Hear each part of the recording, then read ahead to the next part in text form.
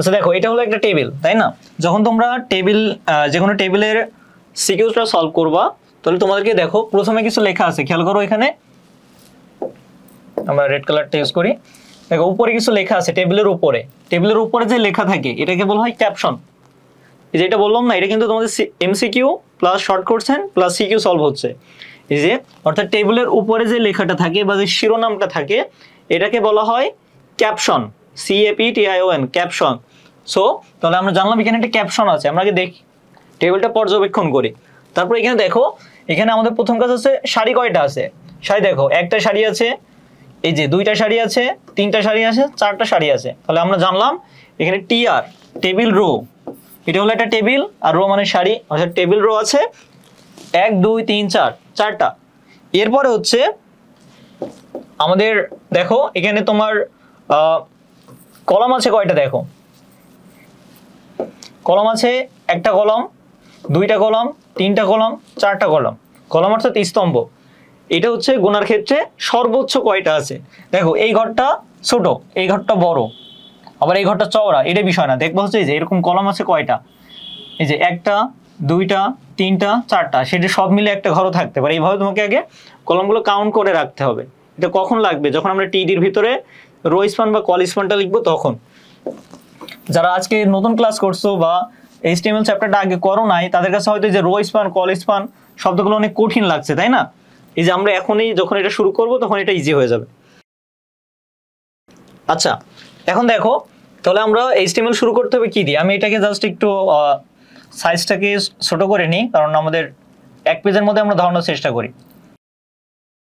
আচ্ছা তাহলে দেখো আমি সরাসরি বডি থেকে শুরু করলাম। তোমরা প্রথমে যে HTML আছে আমরা সাইডে লিখে নিই, তোমরা খাতে যেখান থেকে শুরু করবা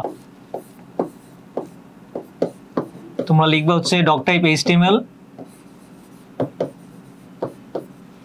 এরপরে HTML। এটা হলো যে কোনো HTML এর লেখার নিয়ম, যারা আগের ক্লাসগুলো করছো তারা জানো, যারা ক্লাস আগেরগুলো করো নাই তাদের কাছে একটু নতুন লাগছে, আস্তে আস্তে জেনে যাবা। টাইটেল কিছু দেওয়া নাই, টাইটেল যদি দেওয়া থাকে তাহলে প্রশ্নে লিখে দিবে, ঠিক আছে, যে এই HTML-টি টাইটেল হবে বা শিরোনাম হবে এটা, তখন তোমাকে এই টাইটেল অংশে সেটা লিখতে হবে। যেহেতু আমাদের কোশ্চেনে নাই, সো আমরা এটা ব্ল্যাঙ্ক রাখলাম। ব্ল্যাঙ্ক বলতে জাস্ট কিছু লেখা লাগবে না, টাইটেল ওপেন, টাইটেল ক্লোজ, তারপরে হেড। এবার হলো আমাদের বডির কাজ শুরু। আমরা তাহলে এখানে বডিটা লিখলাম, বডি। তাহলে বডিটা কি, আমরা কিন্তু এমসিকিউতে বলেছি আমরা ওয়েব পেজে যেটা দেখাতে চাইছি, আমরা কি দেখাতে চাইছি, আমরা এই টেবিলটা দেখাতে চাইছি। তাহলে এটা হলো আমাদের বডি বা কন্টেন্ট। এখন দেখো বডির ভিতরে আমি কি বললাম, ক্যাপশন আছে। ক্যাপশনটা কোথায় আছে, টেবিলের উপরে আছে। তাহলে টেবিল শুরু করার আগেই তুমি ক্যাপশনটা লিখে নিবা, ক্যাপশন। এটা অনেক সময় দেখা যায় যে অনেকে টেবিলটাকে নিচে দেয়, যে টেবিল বর্ডার দিয়ে তার পরের লাইনে দেয়। এটা তুমি আগেও দিতে পারো, পরেও দিতে পারো, এতে কোনো মিস্টেক হবে না, তো বেটার হয় আগে দিয়ে নিবা।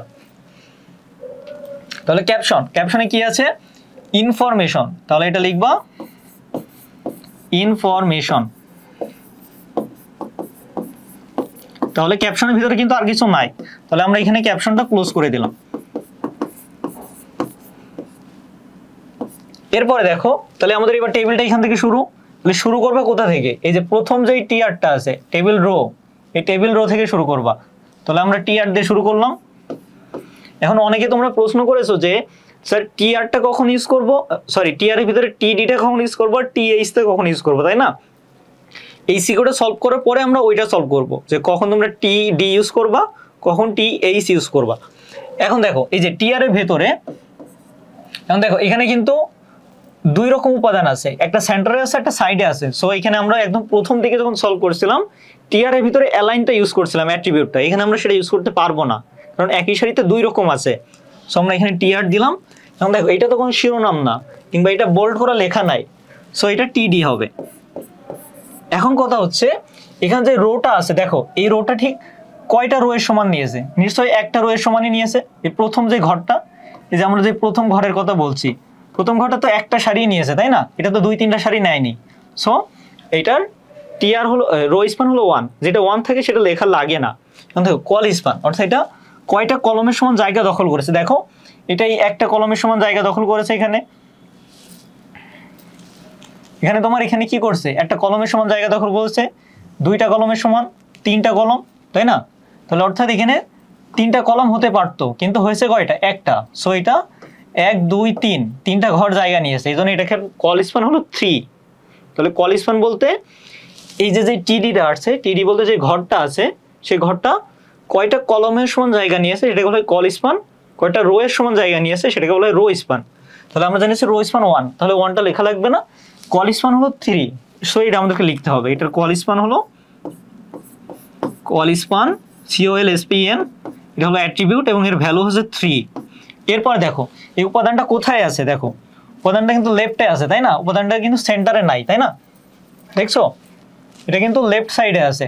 সো এখানে তোমাকে লিখতে হবে অ্যালাইন, অ্যালাইন বলতে অবস্থান, এটা কোথায় আছে, এর পজিশনটা কি, পজিশনটা হচ্ছে লেফট। তাহলে আমাদের ডিক্লারেশন কমপ্লিট। এখন আমাদের কন্টেন্টটা কি, উপাদানটা কি, এ দিলাম, আর কোনো উপাদান নাই, সো টিডি ক্লোজ। বলো এই পর্যন্ত কারো প্রশ্ন আছে কিনা? হাদিউল ইসলাম তুমি বলছো 4টা তাই না, এখানে 4টা না, দেখো এখানে কলমগুলো দেখো, একটা কলম, দুইটা কলম, তিনটা কলমের সমান জায়গা নিয়েছে। এখন এইটা যদি এই পর্যন্ত থাকতো তাহলে আমরা বলতাম 4টা কলম, ঠিক আছে, কিন্তু এটা কিন্তু এখানে শেষ হয়ে গেছে, এখানে নতুন ঘর শুরু হয়েছে। সো এটা এই 1 2 3টা কলমে জায়গা নিয়েছে, কল স্প্যান 3। এই লাইন বুঝতে কারো কোনো সমস্যা হচ্ছে কিনা বা বুঝতে অসুবিধা হচ্ছে কিনা একটু জানাও। আচ্ছা এখন দেখো আমাদের যে প্রথম টিয়ারটা ছিল, এই যে টিয়ার বলতে টেবিল রো বলেছি, এই টিয়ারটা এখান থেকে শুরু হয়েছে, শুরু হয়ে কিন্তু শেষ হয়ে গেছে, শেষ হয়নি কিন্তু এখানে যে তারপরে শেষ হয়েছে তাই না। অর্থাৎ এই যে আমি কি বলছিলাম, পাজেল হিসেবে এটাকে কাউন্ট করবো, মনে করবো এটা একটা পাজেল। তোমরা যে পাজেল গেম খেলেছো, রুবিক্স কিউবের যে গেমগুলা, ওই ধরনের গেম। এটা কি তুমি প্রথমে এটাকে উঠাই দিলে, এর সাথে সাথে এটা উঠে যাবে, অর্থাৎ একটা একটা করে সারি উঠবে, এদিকে একটা করে সারি উঠে যাবে। তাহলে এই ঘরটা উঠে গেল, এই ঘরটা উঠে গেল, দাগ ফলো করবা, এই যে এই দাগটা আসছে আসছে এখানে যে বেঁধে গিয়েছে, নিচে গিয়েছে, গিয়ে তারপরে যে শেষ হয়েছে তাই না। সো এই সবটা হবে টিয়ার। এইভাবে তোমাকে ঠিক করতে হবে টিয়ারটা কোথায় যে শেষ হয়েছে। এটা সবচেয়ে সহজ টেকনিক, সেটা হচ্ছে তুমি বর্ডারটা ফলো করবা, বর্ডার দিয়ে যাবা, এটা নিয়ে লিখেছো, লেখা শেষ, দেখি এটা কি বর্ডার কি শেষ হয়ে গেছে, বর্ডার নিচে গিয়েছে যে এখানে শেষ হয়েছে। সো এইটাকে তোমার প্রথম টিয়ারের ভিতরে কাউন্ট করতে হবে। তাহলে আমরা দ্বিতীয় টিডিটা লিখলাম।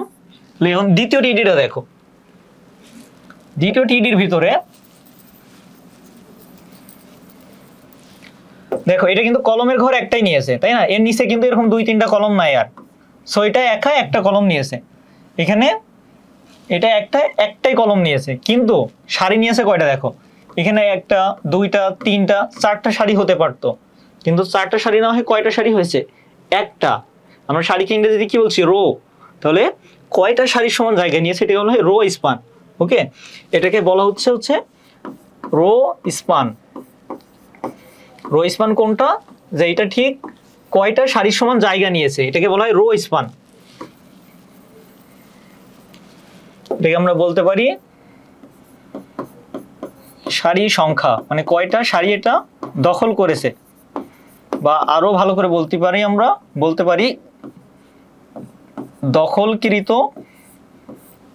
দখলকৃত সারির সংখ্যা। ঠিক আছে, যে আমরা যে টিডিটা লিখছি, এই টিডিটা এটা কয়টা সারি দখল করেছে, 1টা 2টা 3টা 4টা, অর্থাৎ এটা যদি আমরা টেনে দিতাম এখানে 4টা ঘর হতো, কিন্তু সেটা কয়টা হয়েছে, একটা। কিন্তু কলম দেখো, কলম কিন্তু একটা, তাহলে আমাদের কল স্পান এখানে লেখা লাগবে না, আমাদের লিখতে হবে রো স্পান। তাহলে রো স্পান কয়টা, 4টা ঘরের সমান জায়গা নিয়েছে, সো এটা রো স্পান 4। এখন দেখো এখানে ডাটাগুলো কি মাঝখানে আছে না উপরে আছে না শেষে আছে, দেখো এই ডাটাগুলো পারতপক্ষে যদি আমরা দেখি এটা অনেকটা সেন্টারে আছে তাই না। তাহলে আমরা এখানে লিখে দিব অ্যালাইন সেন্টার।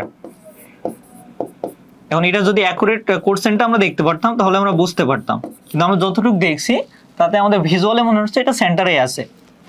ওকে, তাহলে আমরা অ্যালাইন সেন্টার দিলাম। তুমি কোশ্চেন দেখবা, কোশ্চেন যদি সেন্টারে থাকে তাহলে সেন্টার দিবা, যদি লেফটে থাকে তাহলে লেফট।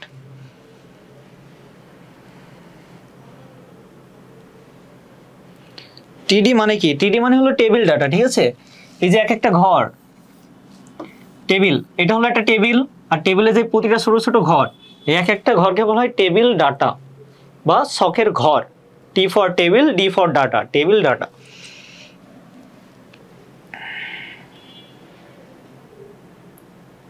আচ্ছা আমরা সহজগুলো করবো, এটা যেহেতু তোমরা গ্রুপে ডিসকাশন করছিলাম এজন্য করলাম, এটা কঠিন না।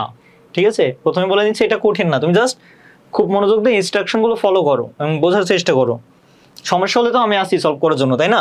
তাহলে এখন দেখো এখানে আমাদের ডাটাগুলো কি কি আছে, এগুলো কি, এগুলো একটা লিস্ট না, 1 2 3। তাহলে এখানে আমাদের যে ডাটাটা হলো একটা লিস্ট। এটা কি ধরনের লিস্ট? 1 2 3, অর্থাৎ এটা হলো একটা অর্ডার লিস্ট। অর্ডার লিস্টকে আমরা লিখি OL দিয়ে। এটা হলো অর্ডার লিস্ট, অর্থাৎ যেটাকে তুমি কাউন্ট করতে পারো 1 2 3, এটাকে বলা হয় অর্ডার লিস্ট, বা আমরা বলতে পারি কার্ডিনাল লিস্ট। তাহলে অর্ডার লিস্টের OL এটা এখানে না লিখে আমরা নিচে লিখতে পারি যে এটা হলো OL। এখন এটা কি 1 2 3, এই 1 2 3 কে বলা হয় টাইপ শুরু হয়েছে কত থেকে? 1 থেকে, তাহলে টাইপ 1। যদি 3 বা 4 থেকে শুরু হতো তাহলে বলতাম স্টার্ট 3। এর মধ্যে দেখো তিনটা উপাদান আছে 1 2 3, তাই না? তাহলে আমাদের লিস্ট, এই যে লিস্টের এক একটা উপাদানকে বলা হয় LI লিস্ট। এখন কি আছে? প্রথম উপাদানটা হলো D, আর কোনো উপাদান নাই ওখানে, লিস্ট ক্লোজ। দ্বিতীয় উপাদানটা হলো E লিস্ট ক্লোজ। তৃতীয় উপাদানটা হচ্ছে F লিস্ট ক্লোজ। এখন দেখো আমাদের এই লিস্টে আর কিছু নাই, সব কিছু লেখা হয়ে গেছে। সো আমরা এখানে OL-টা ক্লোজ করব।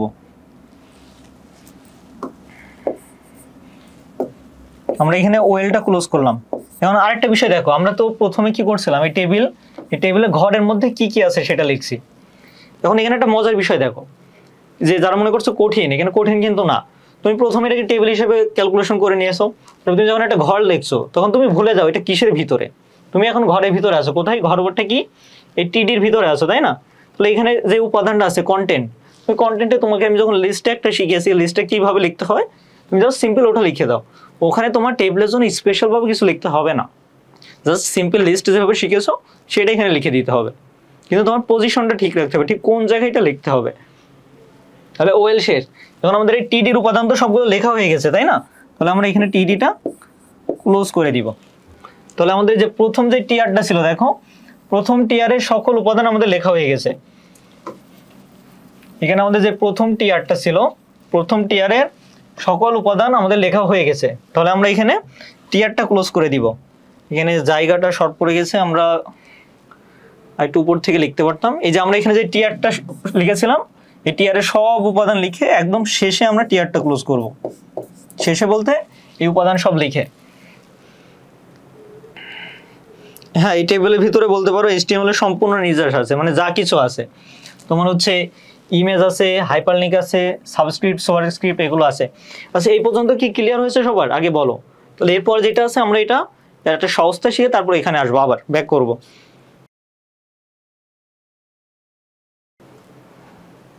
আচ্ছা, এইখানে কারো কোনোটা বুঝতে অসুবিধা হচ্ছে কিনা? আমরা এই পর্যন্ত কমপ্লিট করেছি, বাকিটা আমরা যে TD এবং TH এর বিষয়টা ক্লিয়ার করে তারপর শুরু করব।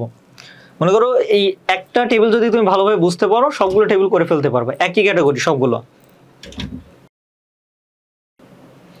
জান্নাতুল ফেরদৌস স্যার আবার একটু বোঝাই দেন। আচ্ছা, এখানে দেখো, তাহলে তুমি জান্নাতুল ফেরদৌস তুমি যদি একটু বলো যে ঠিক কোন জায়গা থেকে তুমি বুঝতে পারছো না, তাহলে তোমাকে আমি আরো ভালোভাবে বোঝাতে পারতাম। ঠিক কোন অংশ থেকে, যে টিয়ার থেকে নাকি একদম শুরু থেকে? আচ্ছা, প্রথমে আমরা টেবিল করছিলাম, উপরে যে লেখাটা থাকে, এই যে উপরে লেখাটা, এটাকে বলা হয় ক্যাপশন, আমরা ক্যাপশন দিয়েছি।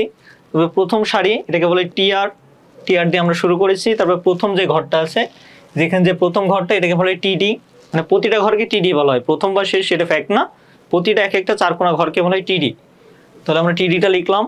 এটা হলো এই যে 1 2 3, তিনটা কলমের সমান জায়গা নেওয়ার কারণে আমরা কল স্প্যান 3 দিয়েছি। তারপরে লেখাটা যেহেতু বামে আছে, এজন্য আমরা অ্যালাইন লেফট দিয়েছি। ওকে, এরপরে হচ্ছে আমাদের এইটার পরে দ্বিতীয় ঘরটা শুরু হয়েছে, দ্বিতীয় TD-টা, এক একটা ঘরকে TD বলা হয়। এর ভিতরে আমাদের একটা লিস্ট দেওয়া হয়েছে, ঠিক আছে?